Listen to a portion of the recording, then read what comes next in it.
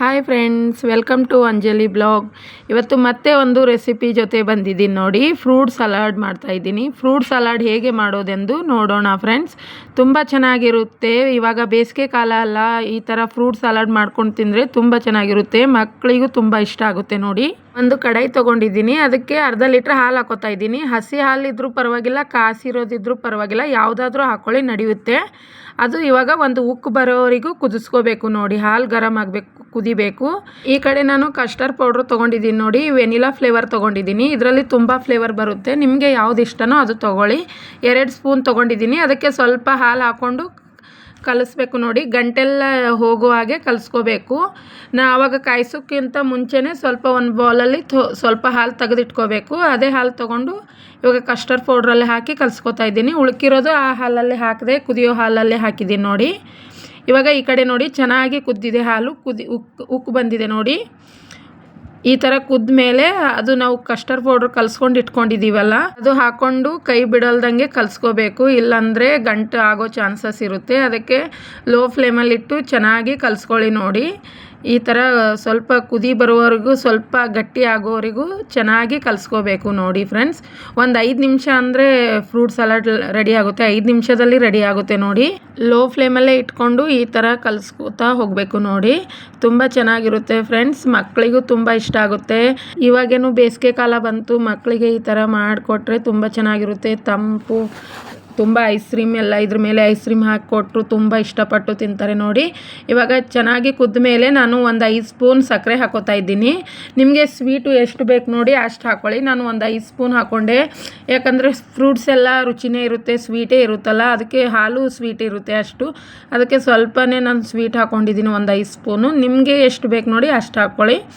ಇವಾಗ ನೋಡಿ ಇಷ್ಟು ಚೆನ್ನಾಗಿ ಕುದೀತಾ ಇದೆ ನೋಡಿ. ಸಕ್ಕರೆ ಎಲ್ಲ ಕರಗ್ತು. ಹಾಗೆ ನಾನು ಕೈ ಆಡಿಸ್ಕೊತಾ ಇದ್ದೀನಿ ನೋಡಿ. ಸ್ವಲ್ಪನೂ ಕೈ ಬಿಡಲ್ದಂಗೆ ಚೆನ್ನಾಗಿ ಕೈ ಆಡಿಸ್ಬೇಕು. ಇಲ್ಲಾಂದರೆ ತಳ ಹಿಡಿಯೋ ಚಾನ್ಸಸ್ ಇರುತ್ತೆ, ಇಲ್ಲಾಂದರೆ ಗಟ್ಟಿ ಆಗುತ್ತೆ ಅಲ್ಲ, ಅದಕ್ಕೆ ಗಂಟೆಲ್ಲ ಆಗುತ್ತೆ. ಇವಾಗ ನೋಡಿ ರೆಡಿ ಆಗಿದೆ. ನಾನು ಅದು ಗ್ಯಾಸ್ ಆಫ್ ಮಾಡಿ ತಣ್ಣಗಾಗಲು ಬಿಟ್ಟೆ. ಈ ಕಡೆ ನೋಡಿ ನಾನು ಇಷ್ಟು ಹಣ್ಣುಗಳು ತೊಗೊಂಡಿದ್ದೀನಿ. ನಿಮಗೆ ಯಾವುದು ಹಣ್ಣು ಇಷ್ಟನೋ ಆ ಹಣ್ಣು ತೊಗೊಳ್ಳಿ. ಅದೇ ಹಣ್ಣು ತೊಗೋಬೇಕಂತಿಲ್ಲ, ಯಾವುದಾದ್ರೂ ಹಣ್ಣು ತೊಗೋಬೋದು. ಅದರಲ್ಲಿ ಬಾಳಿಕೆ ಸ್ವಲ್ಪ ಜಾಸ್ತಿ ತೊಗೋಬೇಕು. 4 ಬಾಳಿಕೆ ತೊಗೊಂಡಿದ್ದೀನಿ ನೋಡಿ. ದ್ರಾಕ್ಷಿ, ಸೇಬು, ತರ್ಬೂಜ, ಕಲ್ಲಂಗಡಿ ಇದೆಲ್ಲ ತೊಗೊಂಡಿದ್ದೀನಿ. ನಮ್ಮ ಮನೇಲಿ ಇದು ಇತ್ತು, ಅದಕ್ಕೆ ಇಷ್ಟೆಲ್ಲ ತೊಗೊಂಡಿದ್ದೀನಿ. ನಿಮಗೆ ಯಾವ್ದು ಇಷ್ಟನೋ ಅದು ತೊಗೊಳ್ಳಿ. ಇವಾಗ ನೋಡಿ ತಣ್ಣಗಾಗಿದೆ. ತಣ್ಣಗಾದ್ಮೇಲೆ ನಾನು ಒಂದು ಬೌಲ್ಗೆ ಹಾಕೋತಾ ಇದ್ದೀನಿ. ಇದೇ ಹಣ್ಣು ತೊಗೋಬೇಕು, ಅದೇ ಹಣ್ಣು ತೊಗೋಬೇಕಂತಲ್ಲ, ಎಷ್ಟು ತೊಗೊಂಡ್ರೂ ನಡೆಯುತ್ತೆ. ಕಮ್ಮಿ ಜಾಸ್ತಿ ಎಷ್ಟು ಬೇಕಾದರೂ ತೊಗೋಬೋದು. ನಾನು ಇಷ್ಟು ತೊಗೊಂಡಿದ್ದೀನಿ ನೋಡಿ. ಈಗ ಸಣ್ಣದಾಗಿ ಎಲ್ಲ ಕಟ್ ಮಾಡ್ಕೊಂಡು ಇಟ್ಕೊಂಡಿದ್ದೀನಿ ನೋಡಿ. ನಾನು ಕಲ್ಲಂಗಡಿ ಬೀಜ ಎಲ್ಲ ತೆಗೆದು ಕಟ್ ಮಾಡ್ಕೊಂಡು ಇಟ್ಕೊಂಡಿದ್ದೀನಿ. ಈ ಥರ ಕಟ್ ಮಾಡ್ಕೊಂಡು ಇಟ್ಕೋಬೇಕು. ಬಾಳಿಕೆ ಆವಾಗಲೇ ನಾವು ಯಾವಾಗ ಹಾಲಲ್ಲಿ ಕಲಿಸ್ತಾ ಇರ್ತೀವಿ ನೋಡಿ, ಆವಾಗೇ ಕಟ್ ಮಾಡ್ಕೋಬೇಕು. ಯಾಕಂದರೆ ಇಲ್ಲಾಂದರೆ ಖರಾಬ್ ಆಗುತ್ತಲ್ಲ. ಆ ಬೌಲಲ್ಲಿ ಹಾಕಿದೆ, ಅದು ಚಿಕ್ಕದಾಯಿತು, ಕಲಿಸೋಕ್ಕೆ ಬರಲಿಲ್ಲ. ಅದಕ್ಕೆ ಮತ್ತೆ ಈ ಬೌಲ್ನಲ್ಲೇ ಹಾಕ್ಕೊಂಡು ಎಲ್ಲ ಕಲಿಸ್ಕೊಂಡೆ ನೋಡಿ. ನಾನು ಸ್ವಲ್ಪ ಜಾಸ್ತಿನೇ ಬಾಳೆಹಣ್ಣು ಕಟ್ ಮಾಡಿಕೊಂಡು ಹಾಕೋತಾ ಇದ್ದೀನಿ ನೋಡಿ ಫ್ರೆಂಡ್ಸ್. ಈ ಥರ ಎಲ್ಲ ಕಟ್ ಮಾಡಿ ಹಾಕೋಬೇಕು. ಹಾಕ್ಕೊಂಡು ಎಲ್ಲ ಕಲಿಸ್ಕೋತಾ ಇದ್ದೀನಿ. ಇವಾಗ ಬಾಳಿಕೆ ಹಾಕೋತಾ ಇದ್ದೀನಿ ನೋಡಿ. ಮೇಲ್ಗಡೆಯಿಂದ ಬಾಳಿಕೆ ಕಟ್ ಮಾಡಿಕೊಂಡು ಹಾಕೋತಾ ಇದ್ದೀನಿ ನೋಡಿ. ಆವಾಗಲೇ ಕಟ್ ಮಾಡಿಟ್ರೆ ಖರಾಬ್ ಆಗುತ್ತಲ್ಲ, ಇವಾಗ ಕಟ್ ಮಾಡಿಕೊಂಡು ಹಾಕೋತಾ ಇದ್ದೀನಿ. ಇವಾಗ ಕಟ್ ಮಾಡ್ಕೊಂಡು ಹಾಕ್ಕೊಂಡು ಎಲ್ಲ ಚೆನ್ನಾಗಿ ಕಲಿಸ್ಕೋಬೇಕು ನೋಡಿ ಫ್ರೆಂಡ್ಸ್. ತುಂಬ ಚೆನ್ನಾಗಾಗುತ್ತೆ. ಒಂದು ಸರಿ ಟ್ರೈ ಮಾಡಿ ನೋಡಿ, ತುಂಬ ಸೂಪರ್ ಆಗಿರುತ್ತೆ ನೋಡಿ. ಇವಾಗ ಮೇಲ್ಗಡೆಯಿಂದ ಸ್ವಲ್ಪ ಏಲಕ್ಕಿ ಪೌಡ್ರ್ ಹಾಕೋತಾ ಇದ್ದೀನಿ ನೋಡಿ. ತುಂಬ ಚೆನ್ನಾಗಾಗುತ್ತೆ ಫ್ರೆಂಡ್ಸ್. ಒಂದು ಸರಿ ಟ್ರೈ ಮಾಡಿ ನೋಡಿ. ಇವಾಗ ಎಲ್ಲ ರೆಡಿ ಆಯ್ತಲ್ಲ, ಇವಾಗ ಒಂದು ಬೌಲಲ್ಲಿ ಹಾಕ್ಕೊಂಡು ಫ್ರಿಜ್ಜಲ್ಲಿ ಇಡೋಣ.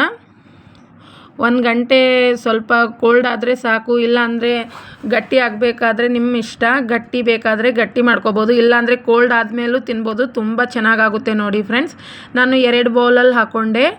ಇವಾಗ ಫ್ರಿಜ್ಜಲ್ಲಿ ಇಡ್ತೀನಿ. 1 ಅವರ್ ಫ್ರಿಜ್ಜಲ್ಲಿ ಇಟ್ಟರೆ ಕೋಲ್ಡ್ ಆಗುತ್ತೆ. ತುಂಬ ಚೆನ್ನಾಗಾಗುತ್ತೆ. ನಮ್ಮ ಮನೇಲಂತೂ ಎಲ್ಲರೂ ಇಷ್ಟಪಟ್ಟು ತಿಂತಾರೆ. ಮೇಲ್ಗಡೆ ಸ್ವಲ್ಪ ಐಸ್ ಕ್ರೀಮ್ ಹಾಕ್ಕೊಂಡು ತಿಂದರೆ ತುಂಬ ಟೇಸ್ಟ್ ಆಗುತ್ತೆ ನೋಡಿ. ಒಂದು ಸರಿ ಟ್ರೈ ಮಾಡಿ ನೋಡಿ. ಇವಾಗ ನಾನು ಎಲ್ಲ 2 ಬೌಲಲ್ಲಿ ಹಾಕ್ಕೊಂಡೆ. ಒಂದೇ ಬೌಲಲ್ಲಿ ಹಿಡಿತಾ ಇರಲಿಲ್ಲ, ಅದಕ್ಕೆ 2 ಬೌಲಲ್ಲಿ ಹಾಕ್ಕೊಂಡೆ.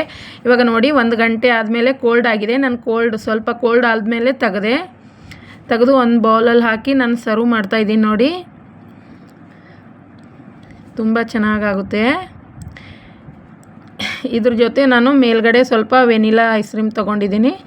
ಅದು ಹಾಕ್ಕೊಂಡು ತಿಂತೀವಿ ನಾವು. ತುಂಬ ಚೆನ್ನಾಗಾಗುತ್ತೆ. ನಿಮಗೆ ಯಾವ್ದು ಇಷ್ಟನೋ ಆ ಐಸ್ ಕ್ರೀಮ್ ಫ್ಲೇವರ್ ತೊಗೊಂಡು ಹಾಕ್ಕೊಂಡು ತಿನ್ನಿ. ಇಲ್ಲಾಂದರೆ ಹಾಗೇನೂ ತಿಂದರೂ ತುಂಬ ಚೆನ್ನಾಗಿರುತ್ತೆ ನೋಡಿ. ನೋಡಿ ಮೇಲ್ಗಡೆ ಸ್ವಲ್ಪ ಬಾದಾಮ್ ಹಾಕಿದೆ ನಾನು ಡೆಕೋರೇಷನ್ ಸಲುವಾಗಿ. ಐ ಹೋಪ್ ನನ್ನ ವಿಡಿಯೋ ಇಷ್ಟ ಆಗಿದೆ ಅನ್ಕೋತೀನಿ. ಇಷ್ಟ ಆದರೆ ಲೈಕ್, ಶೇರ್, ಕಮೆಂಟ್ಸ್, ಸಬ್ಸ್ಕ್ರೈಬ್ ಮಾಡ್ಕೊಂಡು ನೋಡಿ ಫ್ರೆಂಡ್ಸ್. Thank you.